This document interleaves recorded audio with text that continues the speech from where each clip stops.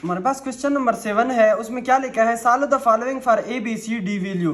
यानी कि आप इस मैट्रिक्स को सॉल्व करो और फाइंड करो ए की वैल्यू को, बी और सी और डी की वैल्यू को। तो हम फाइंड करते हैं ए प्लस बी जो है इसको हमने लिखा, ये किस चीज़ के बराबर है, -1 के बराबर है। तो यह हमारे पास हो जाएगा इक्वेशन नंबर 1। अब यहाँ पर आप देख लो b प्लस 2c है, b प्लस 2c, ये जो है b प्लस 2c ये किस चीज़ के बराबर है, 4 के बराबर है। तो ये हमारे पास हो जाएगा equation number 2। 2c plus D है, यहाँ पर 2c प्लस डी, ये हमारे पास बराबर है 2c प्लस डी बराबर है 8 के, और ये हमारे पास हो जाएगा equation number 3। 2a minus D है, वो बराबर है 2a माइनस डी, ये बराबर है 0 के, और ये हमारे पास हो जाएगा इक्वेशन नंबर 4। अब हमने क्या करना है, सब्ट्रैक्ट करना है किसको, इक्वेशन 1 को इक्वेशन 2 से। सो ये हमारे पास इक्वेशन 1 हो जाएगा।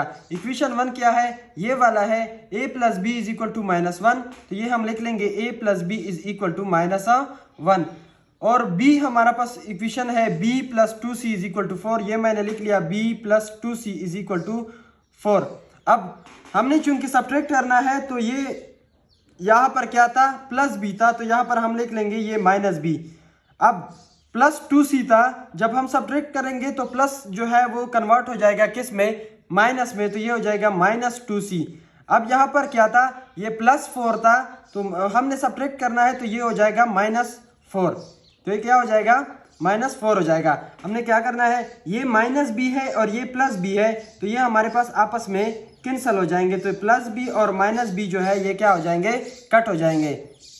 हमारे पास क्या रह गया, एक तो ये a रह गया, तो वो मैंने लिख लिया, एक हमारे पास -2c रह गया, तो वो मैंने लिख लिया। अब ये -1 था और ये -4 है, माइनस जब भी आ जाए तो इसका मतलब है आपके ऊपर किसी का कर्जा था, तो आपके ऊपर -1 कर्जा था, 4 आपने और कर्जा ले लिया, यानी कि -4 आपने और कर्जा ले लिया, तो आपके ऊपर टोटल कितना कर्जा रह जाएगा, -5, यानी कि माइनस आप लिख लोगे और उसके साथ हमारे पास क्या लिखोगे, 5, 1 + 4 हो जाएगा 5, और आपके ऊपर कर्जा है तो आप उसके सामने क्या लिखोगे, नेगेटिव साइन लिखोगे, तो ये -5 आ जाएगा।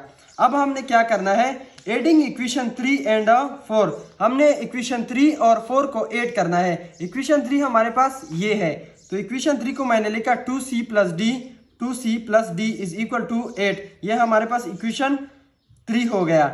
अब हमने क्या करना है, इक्वेशन 4 को भी लिखना है, 2a minus d is equal to 0, तो इक्वेशन 4 जो है वो हमारे पास हो जाएगा 2a minus d is equal to 0, तो ये हमारे पास हो जाएगा, ये देखो ये +d है, ये -d है, तो +d और -d जो है आपस में क्या हो जाएंगे, कैंसल। हमारे पास रह जाएगा एक, तो ये 2c, तो वो मैंने लिख लिया, एक रह जाएगा +2a, ये 2a रह जाएगा, तो वो भी मैंने लिख लिया।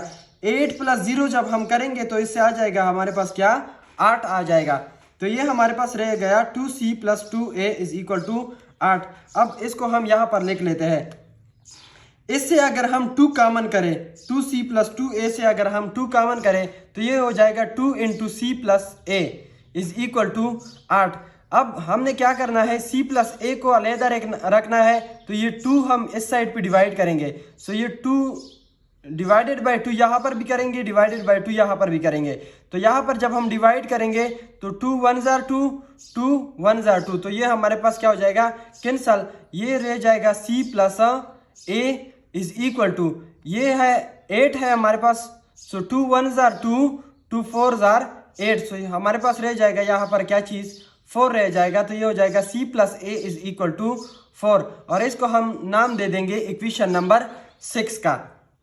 अब हमने क्या करना है, सब्ट्रैक्ट इक्वेशन 5 एंड 6। इक्वेशन 5 जो था वो हमारे पास ये है, इक्वेशन 6 हमारे पास ये है, तो इक्वेशन 5 हमारे पास क्या है, a minus 2c is equal to -5, तो वो मैंने लिख लिया, a minus 2c is equal to -5।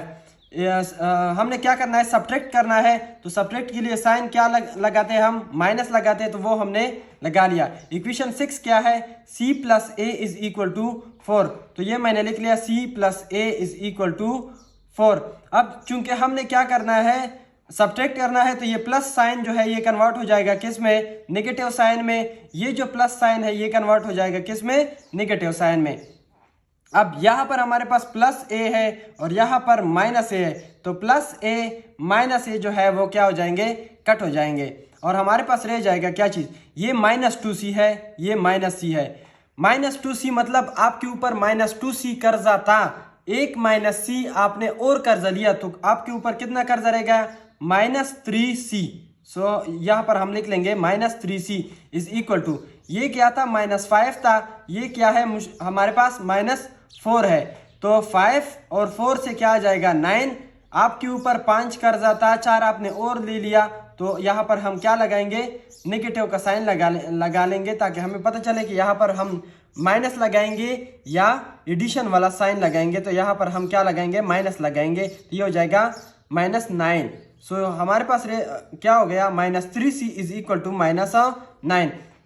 अब हमने c की वैल्यू को फाइंड करना है, तो हम क्या लिखेंगे, डिवाइड -3 ऑन बोथ साइड। सो हमने -3 को डिवाइड करना है, तो यहाँ पर भी हम -3 डिवाइड करेंगे, यहाँ पर भी हम क्या कर देंगे, डिवाइड कर देंगे -3 को। सो ये -3 और ये -3 आपस में क्या हो जाएंगे, कैंसल। यहाँ पर आ जाओ, -3 1 जार 3, 3 3 जार 9। सो ये हो जाएगा c इज इक्वल टू हमारे पास ये 3 के बराबर। सो हमारे पास वैल्यू आ गई c की वैल्यू हमने फाइंड की, जो कि हमारे पास क्या है, 3 है। अब हमने क्या करना है, इस c की जो वैल्यू है इसको हमने पुट करना है किस में, इक्वेशन 2 में। अब इक्वेशन 2 को हम देखते हैं, तो वो ये है b + 2c is equal to 4, तो वो हमने लिख लिया b + 2c is equal to 4। अब क्या हो जाएगा, b + 2 है, c की वैल्यू हमारे पास क्या थी, ये 3 थी, तो वो हमने पुट की 3 इज इक्वल टू 4।